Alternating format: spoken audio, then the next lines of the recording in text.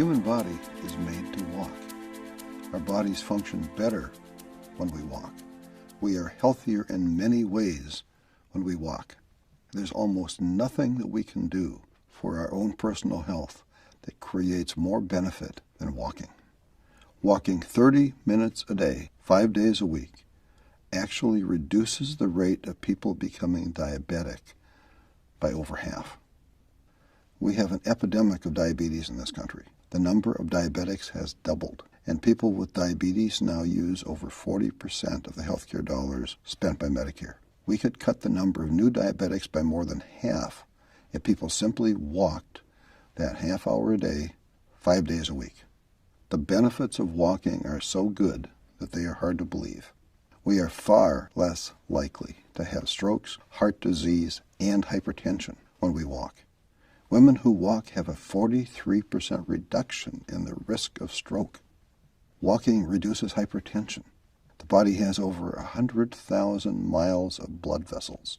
Those blood vessels are more supple and healthier when we walk. Walking is clearly what our body is designed to do. We resist disease more effectively when we walk. Walking cuts the risk of chronic conditions, and walking also improves our body's ability to resist cancer and recover from cancer.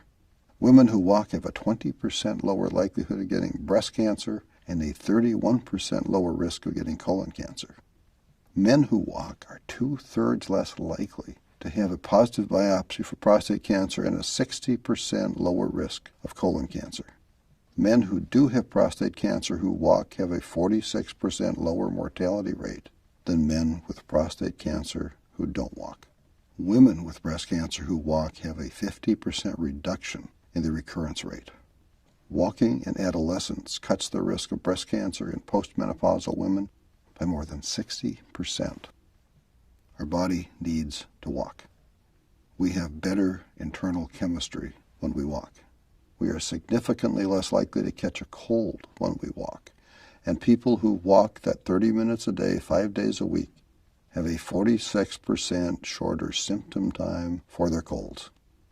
Walking has shown to reduce the cell deterioration in the brain for people who are genetically at high risk of Alzheimer's.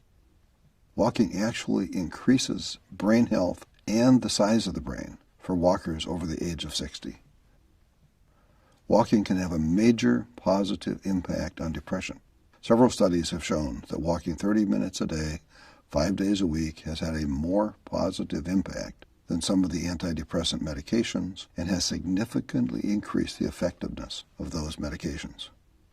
People who walked were also significantly less likely to be depressed after a year. Walking creates positive neurochemicals, and it is the easiest health improvement strategy to maintain over time.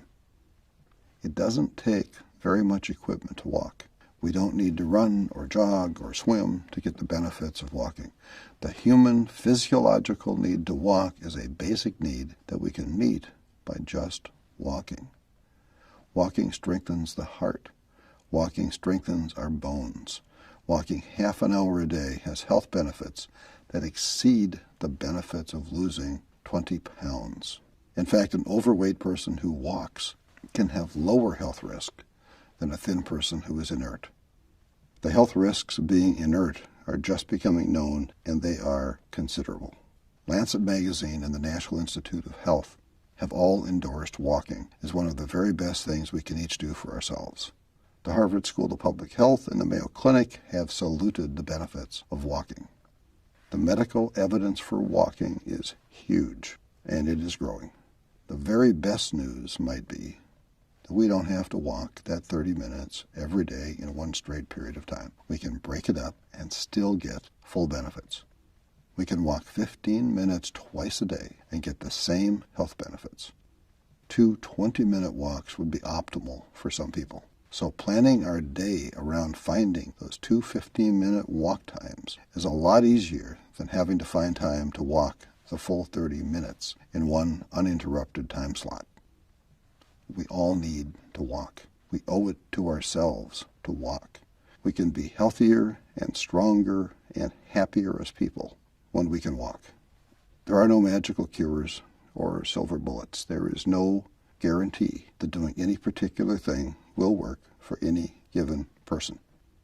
But when you look at all of the data about Alzheimer's and stroke and diabetes and depression, and when you look at the reduction in all of those bad things, it's pretty hard for anyone who cares about their own health not to look very hard at how walking can become a major part of what we do. Our bodies really are made to walk, and our bodies need to walk. We are not the strongest creatures on this planet. We aren't the biggest or the fastest, and we aren't the best swimmers. We can't jump very high, and we can't fly at all. But no other living creature walks as well as we do. Walking is our gift. Walking is our strength. Walking makes us strong. So hey, let's walk. Be well.